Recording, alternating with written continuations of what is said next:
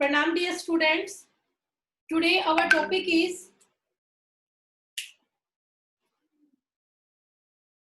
ionization enthalpy.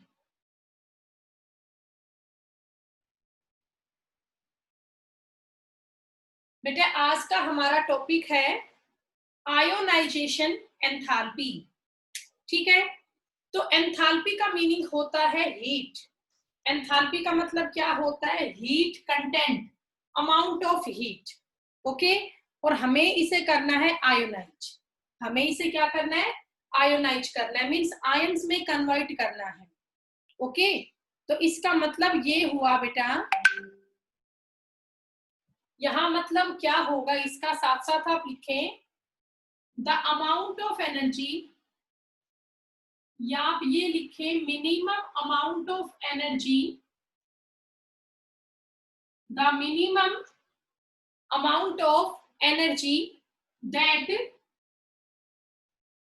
must be required,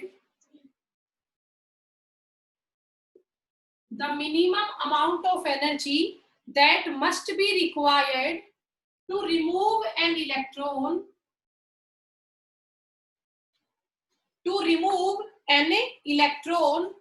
from the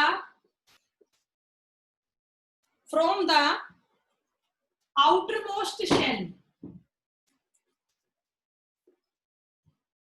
from the outermost shell, the minimum amount of energy that must be required to remove an electron from the outermost shell of an isolated gaseous atom, of an isolated gaseous atom to form cation, to form cation। अब इसका मतलब आप समझे बेटा, क्या meaning है इस definition का? The minimum amount of energy, हमें कम से कम कितना अमाउंट एनर्जी का चाहिए? The minimum amount of energy that must be required, हमें कम से कम कितना अमाउंट एनर्जी का चाहिए ही चाहिए टू रिमूव एन इलेक्ट्रॉन, एक इलेक्ट्रॉन को रिमूव करने के लिए। कहां से? आउटरमोस्ट शेल में से, from the outermost shell of an isolated gaseous atom. हमेशा आपका एटम यहाँ पे गैसियस स्टेट में होगा। किसमें होगा? गैसियस स्टेट में होगा बेटा। तो गैसियस स्टेट में एक एटम है और वो आइसोलेटेड है। आइसोलेटेड का मीनिंग है इसमें कोई भी चेंज नहीं हो सकता। ठीक है, तो गैसियस एटम है और वो आइसोलेटेड है, उसमें से आपको एक इलेक्ट्रॉन निकालना है और वो एक इलेक्ट्रॉन आपको इसकी आउटरमोस्ट शेल में से निकालना है। तो इसकी आउटरमोस्ट शेल में से एक इलेक्ट्रॉन को निकालने के लिए कम से कम कितना अमाउंट एनर्जी का चाहिए, उसी को हम यहाँ पे बोलते हैं आयोनाइजेशन एंथैल्पी। का मतलब मान लो ये एक मेटल एटम है, this is a metal atom, और अभी है ये गैसियस स्टेट में। ये मेटल एटम है आपका गैसियस स्टेट में। ठीक है, तो यहाँ पे क्या बन जाए? मेटल एटम जो है अपना एक इलेक्ट्रॉन लॉस कर दे। अब कोई भी एटम है, अगर वो इलेक्ट्रॉन लॉस करेगा तो उस पर चार्ज कैसा आएगा? पॉजिटिव आएगा। तो मेटल गैस से क्या बन गया? M positive gas. मेटल पे चार्ज कैसा आ गया? पॉजिटिव। पॉजिटिव चार्ज कब आता है? When an atom loss an electron. तो मेटल पे यहाँ पॉजिटिव चार्ज आया, मतलब कैटायन की फॉर्मेशन यहाँ पे होगी है। प्लस में आपका क्या निकल गया? इलेक्ट्रॉन। प्लस में आपने क्या निकाल दिया? यहाँ से इलेक्ट्रॉन। अब आप ये देखें बेटा, क्या ये रिएक्शन बैलेंस है? तो बैलेंस है ना, इस तरफ तो कोई चार्ज था ही नहीं। यहाँ पे आप देखिए एक ही पॉजिटिव और एक ही नेगेटिव है, तो रिएक्शन आपकी बैलेंस है, चार्ज वहां पे न्यूट्रल है। बट कंडीशन ये है एटम मस्ट बी गैसियस, आपका एटम गैसियस ही होना चाहिए। ओके, तो कोई भी मेटल एटम है बेटा, उसमें से हमें एक इलेक्ट्रॉन को रिमूव करना है। तो उस इलेक्ट्रॉन को रिमूव करने के लिए कम से कम कितना अमाउंट एनर्जी का चाहिए? कम से कम कितना अमाउंट एनर्जी का चाहिए? ठीक है, वो हमें यहाँ पे डिस्कस करना है। तो ये आपकी बेटा डेफिनेशन हुई, आपने नोट डाउन साथ साथ कर लिया होगा। अब इसके बाद आगे बढ़ते हैं इस टॉपिक में।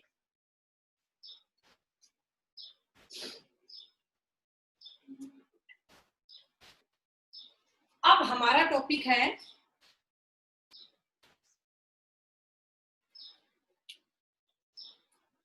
Successive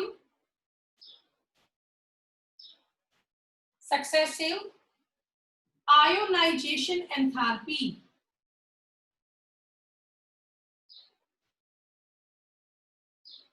successive ionisation enthalpy. अब बेटा सक्सेसिव का मीनिंग क्या होता है? एक के बाद एक, ठीक है। हमें कंटिन्यू इलेक्ट्रॉन निकालते जाने हैं वन बाय वन। अब कैसे वो आप देखिए। सबसे पहले हमने कोई मेटल एटम लिया, ये गैसियस स्टेट में था, ओके। अब मैं यहाँ पे बेटा एग्जांपल ले लेती हूँ। मान लीजिए मैंने यहाँ पे एल्यूमिनियम एटम लिया, ठीक है।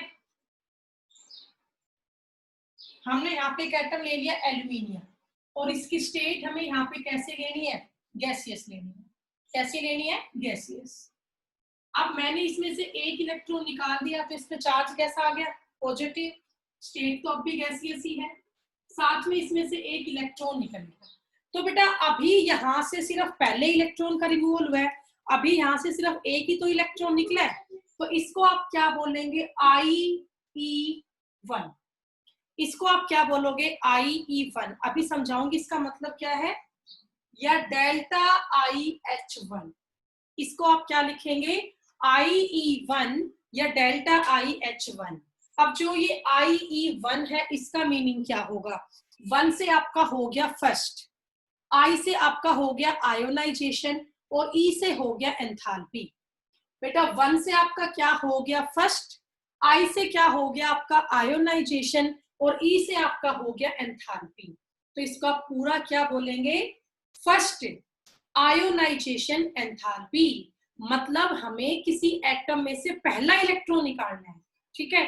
तो पहला इलेक्ट्रॉन निकालने में जो एनर्जी लगी उसको हम बोलते हैं IE1, या इसे ही हम कहते हैं डेल्टा IH1। डेल्टा का मीनिंग होता है चेंज। I का मतलब सेम आपका है आयोनाइजेशन, H का मतलब एंथैल्पी, और 1 का मतलब फर्स्ट। तो आप IE1 लिखो चाहे डेल्टा IH1 लिखो, बात आपकी सेम है, ठीक है। अब बेटा सक्सेसिव का मीनिंग क्या है? आपको एक के बाद एक इलेक्ट्रॉन निकालते जाना है। तो अभी बस मैंने पहला एक ही तो इलेक्ट्रॉन निकाला है, अब इसमें आप दूसरा इलेक्ट्रॉन यहाँ से निकालिए। तो अब आप देखिए, मैं स्टार्टिंग करूंगी यहाँ से। अब मैंने लिया Al positive gaseous, Al positive gaseous. अब बेटा मैं इसमें से एक इलेक्ट्रॉन और निकाल दूंगी, तो इस पे एक पॉजिटिव चार्ज और बढ़ जाएगा। अब ये Al पॉजिटिव से क्या हो गया? Al2 पॉजिटिव हो गया। स्टेट अब भी कैसी रहेगी? गैसियस ही रहेगी। प्लस में एक क्या निकल गया? इलेक्ट्रॉन। अब आप देखिए बेटा, क्या यहाँ पे चार्ज बैलेंस है? बिल्कुल बैलेंस है। 2 पॉजिटिव है, 1 नेगेटिव है। राइट साइड में एक पॉजिटिव बचा, यहाँ भी तो एक पॉजिटिव है। तो ये हमने दूसरा इलेक्ट्रॉन निकाला एल्यूमिनियम एटम में से, तो आप इसको क्या बोलेंगे? IE2 या डेल्टा IH2। सेम पहले जैसा है, बस वो 1 था फर्स्ट के लिए, 2 यहाँ पे हो गया सेकंड के, ठीक है। अब हम यहाँ पे थर्ड इलेक्ट्रॉन निकालते हैं। अब मैंने लिया Al+2, ठीक है, गैसियस स्टेट में है। अभी इसमें से एक इलेक्ट्रॉन और निकालू, तो अब यहाँ पे एक पॉजिटिव चार्ज और बढ़ जाएगा। ये +2 से क्या हो गया? +3। ये बन गया Al+3। +3 लिखो, 3+ लिखो, बात हो रही है। स्टेट अब भी कैसी है? गैसियस ही है। प्लस में क्या रिमूव हो गया? इलेक्ट्रॉन। तो ये निकल गया थर्ड इलेक्ट्रॉन। तो आप इसको क्या बोलेंगे? IE3 और डेल्टा IH3, ठीक है। And so on. बेटा ऐसे ही आप कंटिन्यू इसको करते चलो, लेकिन मैक्सिमम किसी एटम से हम 3 ही इलेक्ट्रॉन निकाल पाते हैं, ओके। तो ये आप कर लेंगे। इसी टर्म को हम क्या बोलते हैं? सक्सेसिव। मतलब एक के बाद एक आप इलेक्ट्रॉन यहाँ से निकालते जा रहे हो। अब बेटा हमें यहाँ पे क्वेश्चन का आंसर देना है। यहाँ हमने निकाला फर्स्ट इलेक्ट्रॉन, यहाँ सेकंड इलेक्ट्रॉन, यहाँ third electron, and so on. But मैंने कहा बेटा मैक्सिमम 3 ही इलेक्ट्रॉन का रिमूवल हो सकता है। तो हमने यहाँ से कुल मिला के एक के बाद एक 3 इलेक्ट्रॉन निकाले। तो हमें ये देखना है कि इन तीनों में से कहाँ पर इलेक्ट्रॉन निकालने में एनर्जी कम लगी और कहाँ पे ज्यादा लगी, ओके। अब बेटा हमें यहाँ पे ये डिस्कस करना है कि हमने 3 इलेक्ट्रॉन निकाले 1 by 1, तो पहला इलेक्ट्रॉन निकालने में एनर्जी कम लगी या ज्यादा लगी as compare to second and third, ठीक है। मतलब हमें इन तीनों एंथैल्पीज को यहाँ कंपेयर करना है, और कंपेयर करने के बाद जो रिजल्टेंट हमेशा आता है ना, वो ये रहता है बेटा, जो IE3 है ना, वो सबसे ज्यादा होता है, उससे कम होता है IE2 और उससे कम होता है IE1।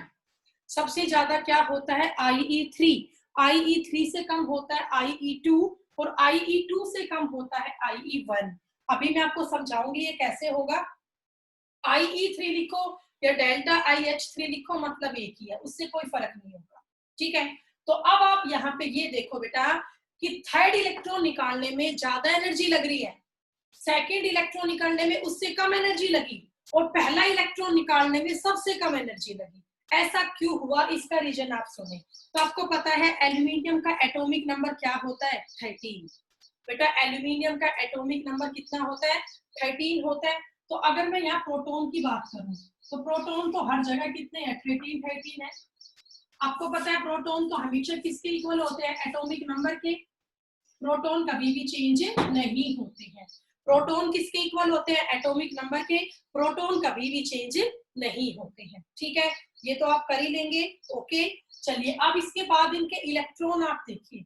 यहाँ तो एटम आपका न्यूट्रल था, तो न्यूट्रल एटम में नंबर ऑफ प्रोटॉन किसके इक्वल होते हैं नंबर ऑफ इलेक्ट्रॉन के इक्वल होते हैं।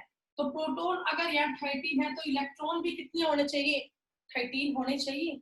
ठीक है, अब यहाँ आप देखो बेटा प्रोटॉन तो 13 है बट इलेक्ट्रॉन कितने हो गए 13 माइनस 1 12। मैंने 13 में से एक माइनस क्यों किया बेटा, क्योंकि Al पे चार्ज कैसा है पॉजिटिव, और आप लोगों ने ये तो पढ़ ही रखा है ना पॉजिटिव चार्ज का मीनिंग क्या होता है लॉस ऑफ इलेक्ट्रॉन। तो यहाँ बेटा एल्यूमिनियम ने एक इलेक्ट्रॉन का लॉस कर दिया, तो 13 माइनस 1 ये आपका क्या हो गया 12 हो गया। 13 माइनस 1 आपका क्या हो गया बेटा 12 हो गया। ठीक है, तो अब नेक्स्ट आप देखिए प्रोटॉन तो आपके 13 है, इलेक्ट्रॉन कितने हैं यहाँ 12 है ना। Al प्लस में कितने इलेक्ट्रॉन है 12, बट यहाँ इलेक्ट्रॉन कितने हो गए 13 माइनस 2 11 हो गए। बेटा अब Al पे चार्ज कितना है 2 प्लस है ना, 2 प्लस का मीनिंग क्या है लॉस ऑफ 2 इलेक्ट्रॉन। तो 13 में से मैंने 2 माइनस किया कितना हो गया 11 हो गया। अब आगे आप देखिए यहाँ पे इलेक्ट्रॉन हो गए 11।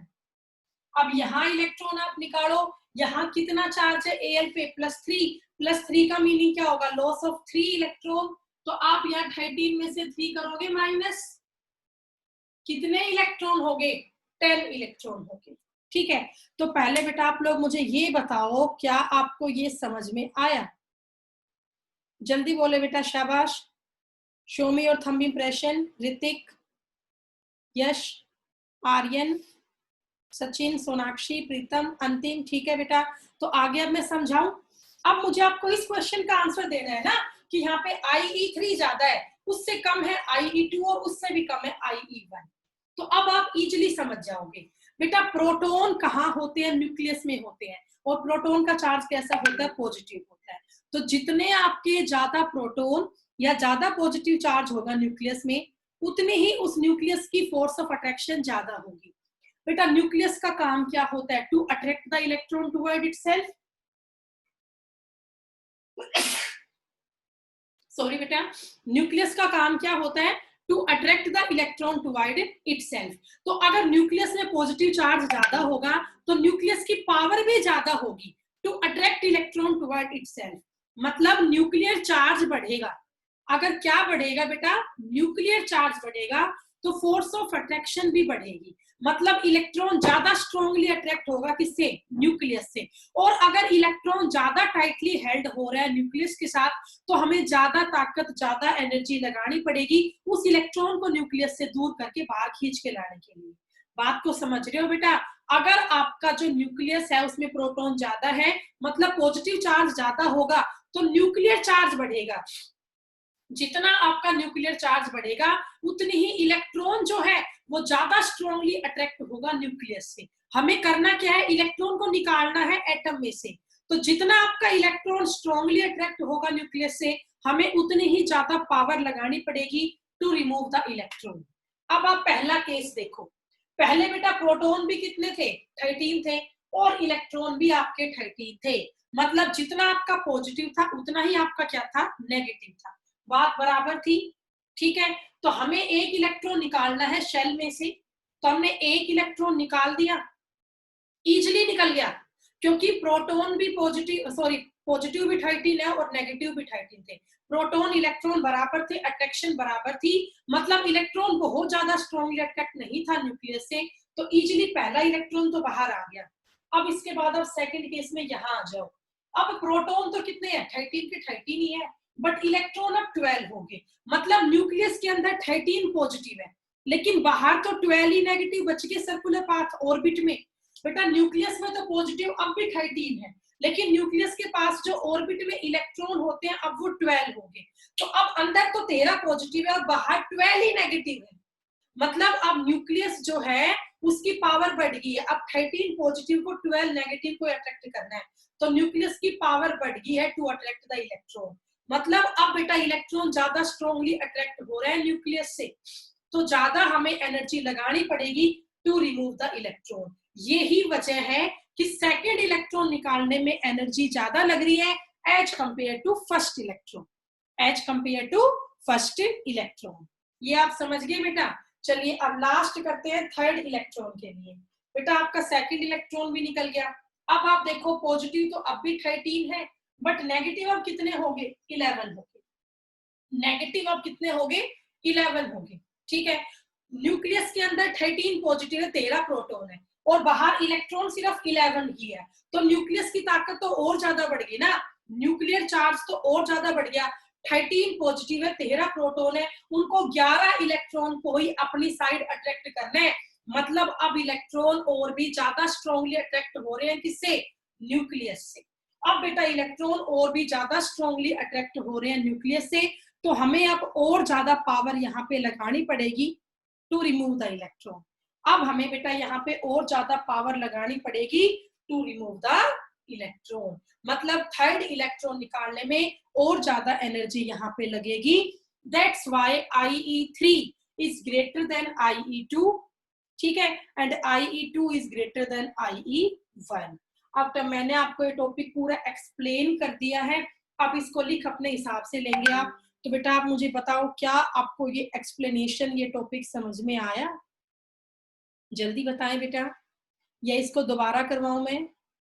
ओके ठीक है बेटा, सभी बच्चे हाँ भर रहे हैं, ठीक है, वेरी गुड। तो अब इसके आगे हम करते हैं बेटा नेक्स्ट टॉपिक, इसको अब मैं रब कर रही हूँ, इसकी एक्सप्लेनेशन आप खुद लिख लें बेटा, अभी लिख लें सभी बच्चे।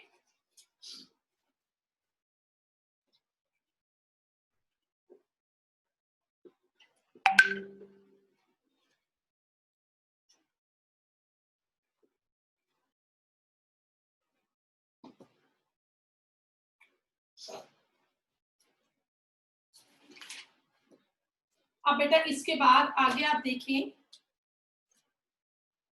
वेरिएशन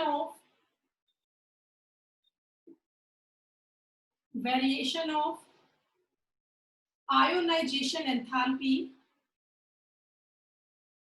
अब बेटा हम यहाँ पे वेरिएशन पढ़ेंगे एंथैल्पी की, पीरियड में भी और ग्रुप में भी। तो पहले हम पढ़ रहे हैं on moving down the group, on moving down the group, कि जब हम डाउन द ग्रुप मूव करेंगे किसी भी ग्रुप में बेटा, टॉप टू बॉटम आप जाओगे तो वहां पे एंथैल्पी बढ़ेगी या घटेगी, ये हमें करना है। ठीक है, तो हम यहाँ पे ग्रुप नंबर 1 के एलिमेंट ही ले लेते हैं बेटा। आप लोगों को पता है ग्रुप नंबर 1 के एलिमेंट क्या है लीना की, रब से फरियाद। ठीक है, hydrogen, lithium, sodium, potassium, rubidium, caesium, francium. बेटा hydrogen, lithium, sodium, potassium, rubidium, caesium, francium. अब इन सब के एटॉमिक नंबर लिखो, तो वो आपको सिखा रखे हैं मैजिक नंबर ऐड करके। H का हो गया 1, लिथियम का 1 और 2 कितना हो गया 3, सोडियम का 3 और 8 11, 11 और 8 19, 19 और 18 37, 37 और 18 55, 55 और 32 87। तो बेटा आप लोग ये सब तो लिख ही लोगे ना, मैजिक नंबर ऐड करके लिखते हैं एटॉमिक नंबर। अब आप इन सब की कॉन्फ़िगरेशन लिखो। तो हाइड्रोजन की तो क्या होगी 1s1, बस हो गया, एक ही तो इलेक्ट्रॉन था। तो बाकी मैंने सब आपको सिखा रखे, तुम्हें आना चाहिए ये सब। इनके पास नोबल गैसेज आप लिख ले, helium, neon, argon, krypton, xenon and radon, ये लिख लिया आपने। यहाँ नोबल गैस आएगी हीलियम, फिर नियोन, फिर argon, krypton, xenon and radon. अब इसके बाद आप लिखें, यहाँ था 1s1, तो यहाँ पे क्या आएगा 2s1, यहाँ आएगा 3s1, यहाँ होगा 4s1, 5s1, 6s1, 7s1। इतना आपको समझ में आ गया बेटा? ये तो आप कर ही लेंगे ना। अब आप देखिए, जब तुम डाउन द ग्रुप आ रहे हो तो आपने क्या वेरिएशन देखी? डाउन द ग्रुप आने पर on moving down the group, तो समझो पहले ऐसा था, ये हाइड्रोजन एटम उसका न्यूक्लियस, हाइड्रोजन की आउटर मोस्ट शेल क्या होती है 1s, नेक्स्ट में क्या हो गया बोलो 2s, उससे नेक्स्ट में क्या आ गई 3s, फिर आपका क्या आ गया 4s, ऐसे नेक्स्ट आप क्या बना दोगे 5s, नेक्स्ट आप क्या बना दोगे 6s। ठीक है बेटा, कुछ ऐसा इसका स्ट्रक्चर बनेगा।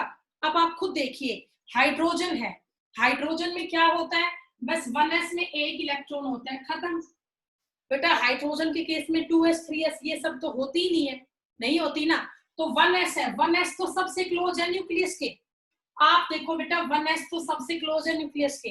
अब अगर कोई चीज न्यूक्लियस के बिल्कुल क्लोज है, मतलब यहाँ पर जो ये 1s का इलेक्ट्रॉन है ये न्यूक्लियस से बहुत ही स्ट्रांगली अट्रैक्ट हो रहा है, स्ट्रांगली अट्रैक्ट हो रहा है, मतलब ये इलेक्ट्रॉन को इजीली रिमूव नहीं कर सकता। लेकिन जब तुम डाउन द ग्रुप आ रहे हो तो नंबर ऑफ शेल बढ़ रही है। बेटा सब शेल तो आपकी सेम है, ऐसी ही है, सब शेल तो आपकी सेम है, ऐसी चल रही है, इलेक्ट्रॉन आपके सेम है, 1 1 चल रहे हैं, लेकिन आप देख पा रहे हो नंबर ऑफ शेल यहाँ पे कंटिन्यू बढ़ रहा है। यहाँ वैल्यू ऑफ एन आपकी 2 थी ना, एन का मतलब क्या है नंबर ऑफ शेल, यहाँ वैल्यू आपकी हुई 3 4 5 6 7, तो हर बार आपकी क्या बढ़ रही है नंबर ऑफ शेल बढ़ रही है।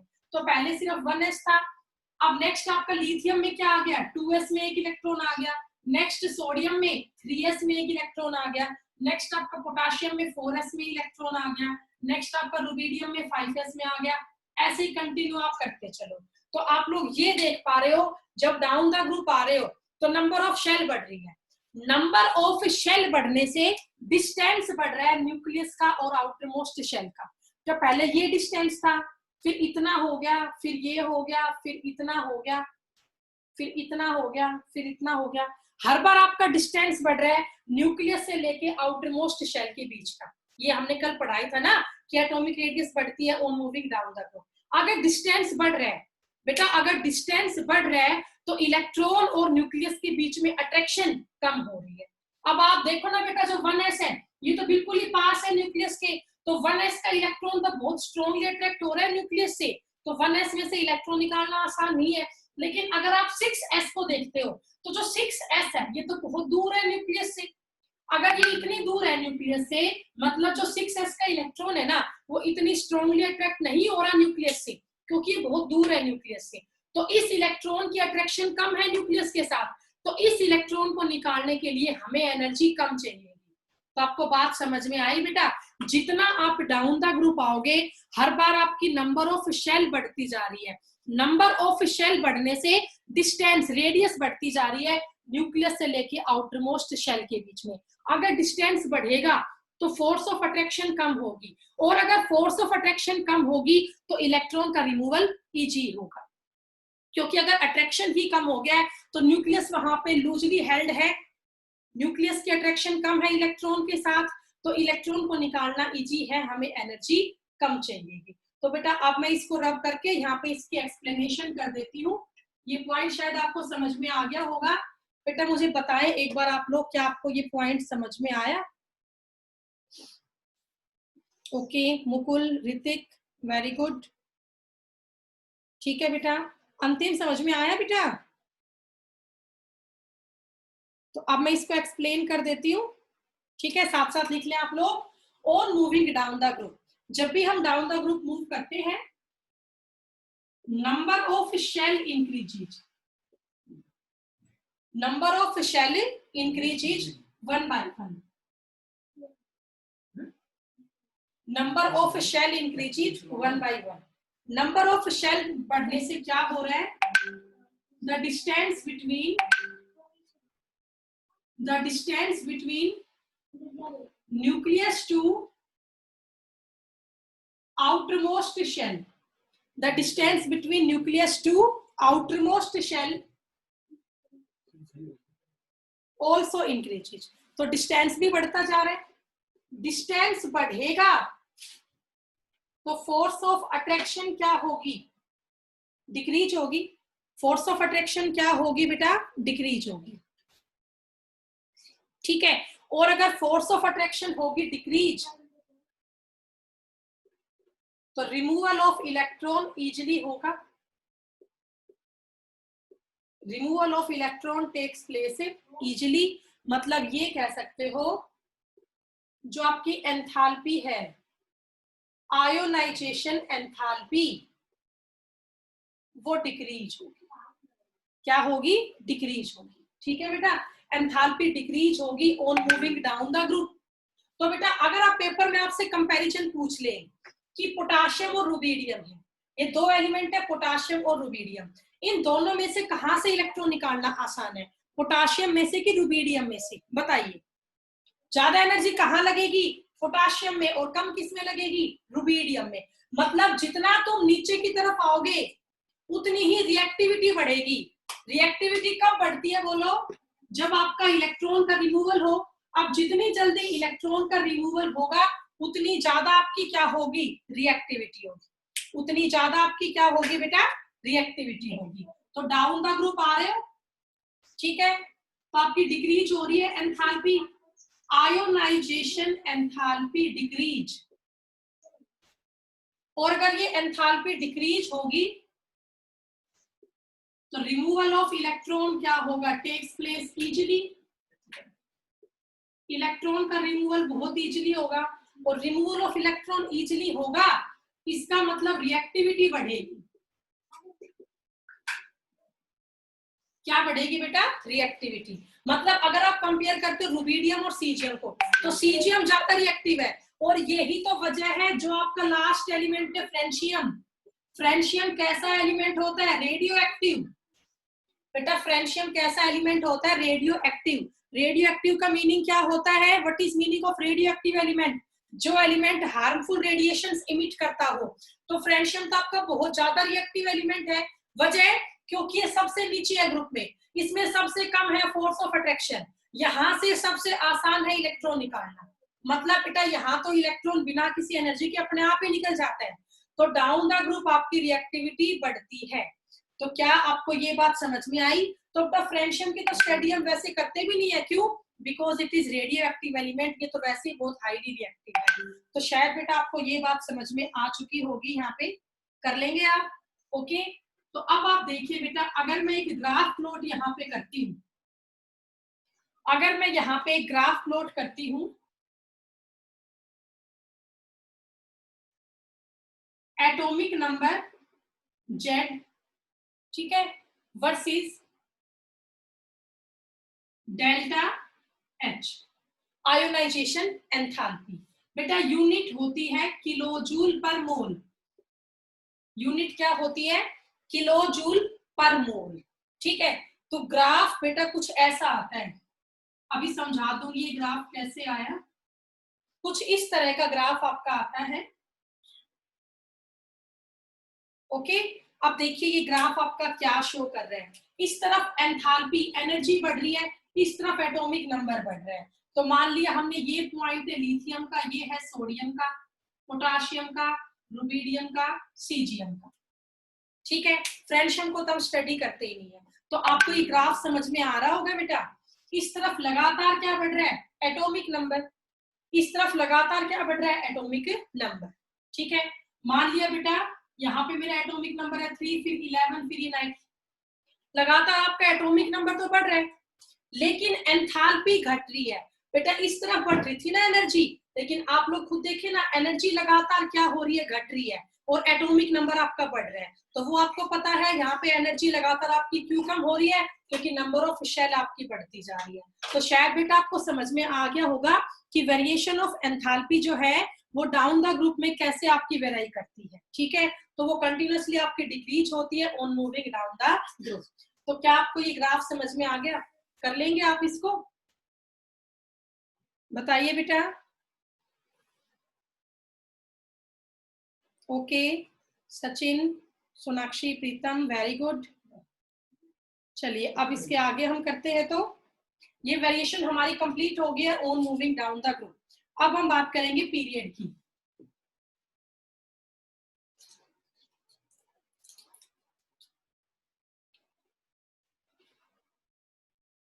अब यहाँ पे मैं चेंज कर देती हूँ बेटा, variation of enthalpy along the period, along the period, ठीक है। और यहाँ पे हम पीरियड कौन सा लेंगे, पीरियड नंबर 2 ले रही हूँ बेटा। पीरियड नंबर 2 में कौन कौन से एलिमेंट आते हैं, शुरू कहाँ से करते हैं बेटा पीरियड नंबर 2 में एलिमेंट, पता है आपको, लिथियम से, लिथियम के बाद बेरिलियम, ये दोनों एस ब्लॉक में आते हैं। और फिर पी ब्लॉक के शुरू होते हैं boron, carbon, nitrogen, oxygen, fluorine और नियोन, ठीक है। ये आपके पीरियड नंबर 2 के एलिमेंट्स है।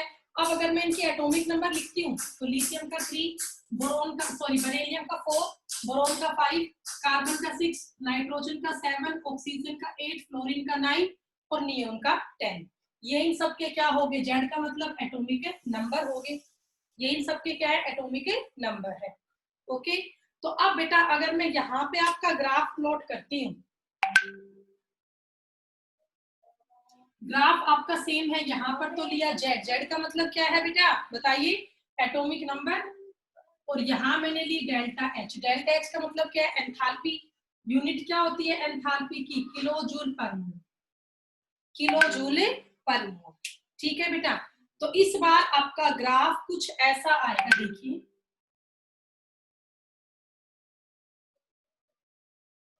फर्स्ट एलिमेंट है यहाँ पे आपका ये Li, लिथियम, देन आपका बेरिलियम। तो लिथियम से बेरिलियम एंथैल्पी बढ़ती है, फिर बेरिलियम से बोरोन में फिर घटती है, ठीक है। उसके बाद बेटा आगे आप देखिए, फिर ये बढ़ रही है बोरोन से कार्बन पे, कार्बन से नाइट्रोजन पे, लेकिन नाइट्रोजन के बाद ये दोबारा से घट रही है ऑक्सीजन, ठीक है। उसके बाद फिर ये बढ़ रही है, ये हो गया आपके 2 पॉइंट्स यहाँ पे। तो ये तो आपका ऑक्सीजन हुआ, ये आपका फ्लोरीन हुआ और ये आपका नियोन। तो कुछ इस तरह का आपका ग्राफ आता है बेटा जब आप ग्राफ प्लॉट करते हो पीरियड की एलिमेंट के लिए, ठीक है, किस किस के versus, atomic number versus enthalpy. तो आप लोगों ने बेटा यहाँ पे ये देखा कि एंथैल्पी लिथियम से बेरिलियम में बढ़ती है, ठीक है, लेकिन फिर बेरिलियम से बोरोन में फिर घट गई, उसके बाद दोबारा बढ़ रही है लगातार बोरोन से कार्बन पे भी और कार्बन से नाइट्रोजन पे भी, लेकिन फिर दोबारा डिक्रीज हुई नाइट्रोजन से ऑक्सीजन पे, उसके बाद फिर आपकी बढ़ रही है ऑक्सीजन से फ्लोरीन और फ्लोरीन से नियोन। तो अगर आप इस ग्राफ को समझ पा रहे हो तो बेटा इस ग्राफ में यहाँ पे 2 एक्सेप्शन है, इस ग्राफ में आपके 2 एक्सेप्शन है।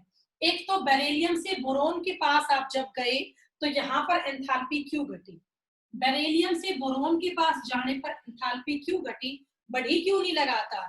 और एक बेटा का एक्सेप्शन यहाँ ये बनता है कि जब आप नाइट्रोजन से ऑक्सीजन के पास जा रहे हो तो यहाँ पर एंथैल्पी बढ़ी क्यों नहीं, यहाँ पर भी क्यों कम हो रही है, ठीक है। तो यहाँ बेटा हमारे 2 क्वेश्चंस आए और साथ में वेरिएशन हमारी आई एंथैल्पी की अलोंग द पीरियड। अब बेटा आज हमारा टाइम ओवर हो गया है बस, तो इस टॉपिक को हम कल डिस्कस करेंगे, इस ग्राफ को। आज मैंने जितना आपको करवाया है ना, आप इस सारे को बेटा पूरा राइट कर ले, लिख ले अच्छे से, और इन टॉपिक्स को अपनी बुक से अब पढ़ना आप लोग शुरू करें, ठीक है बेटा। अब सब बच्चे अपना पढ़ना शुरू करें बेटा। ऑब्जेक्टिव टेस्ट है आपका इसी वीक में, और वो इसी चैप्टर से आपका होगा ऑब्जेक्टिव टेस्ट, चैप्टर नंबर 3 से होगा।